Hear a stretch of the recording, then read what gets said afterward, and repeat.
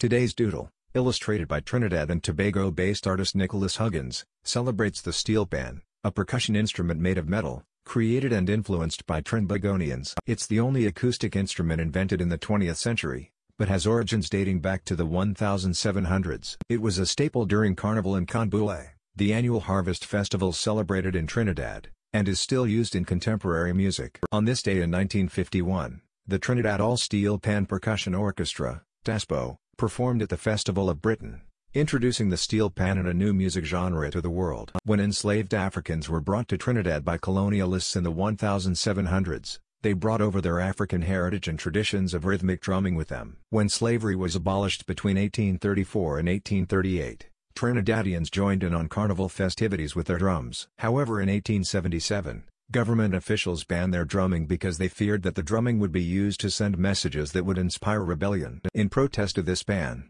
musicians started to pound tuned bamboo tubes on the ground as alternatives to mimic the sound of their drums. These ensembles were called tambour bamboo bands. Another ban came in 1930, when rival tambour bamboo bands would cause disturbances during carnival and other street festivals. These bands then looked to a new alternative to carry their rhythm: metal objects such as car parts, paint pots, dustbins, biscuit tins, and thus the idea of the pan was born. During World War II, carnival was forbidden due to security reasons, and musicians began experimenting with the unique instrument to improve the sound quality. Over time, dents were hammered into the surface of these objects, which played different notes depending on the size, position and shape. In 1948, after the war ended, the musicians switched to using the 55-gallon oil drums discarded by the oil refineries. In addition to changing the shape of the drum surface, they found that changing the length of the drum allowed complete scales from bass to soprano. This formed the basis for the modern version of the pan. The steel pan grew and developed into a legitimate instrument through the likes of pioneers and innovators such as Winston Simon,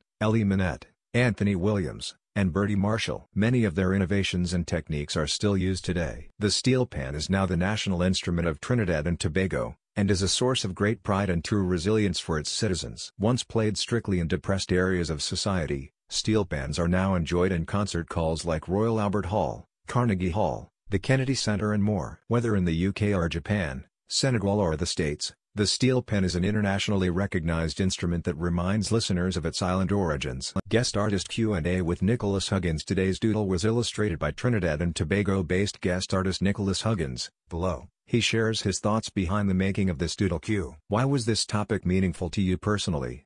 A. The steel pan is the national instrument of Trinidad and Tobago and was actually invented here. It is an instrument that was born from resistance and rebellion and is truly emblematic of the people of TNT. At the time, African percussion was banned among other things, and the steel pan developed out of that. The fact that such a sweet tune can be extracted from industrial oil drums is something that should be cherished. The steel pan is also closely associated with our national carnival celebrations, and therefore is a great source of national pride. I was also very excited because I love creating art that showcases Trinidad and Tobago, and this doodle will allow my country to be showcased on one of the biggest online stages. Did you draw inspiration from anything in particular for this doodle?